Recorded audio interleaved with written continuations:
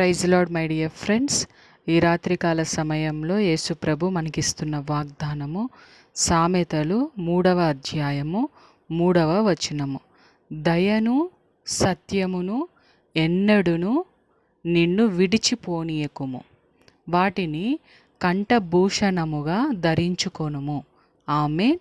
యేసు ప్రభు మనతో చెప్తున్నారు sisters and brothers, మీలో ఉన్న సత్యమును, మీలో ఉన్న జాలిని, దయను ఎప్పుడు కూడా మిమ్మల్ని విడిచిపోనీయకుండా కాపాడుకోండి.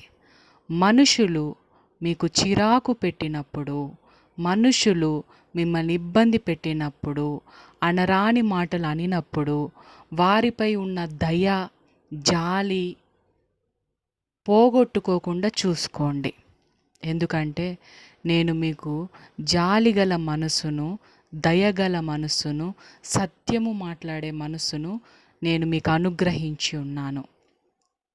కాబట్టి మనుషులను బట్టి ఈ యొక్క దయ, సత్యము, జాలి అనే మంచి గుణాలు మీ దగ్గర నుంచి పోనీయకుండా కాపాడుకోండి. ఈ దయ, సత్యము, జాలి ఇవన్నీ మంచి గుణాలు మెడకి హారముగా ఉన్నట్టుగా ధరించుకోండి.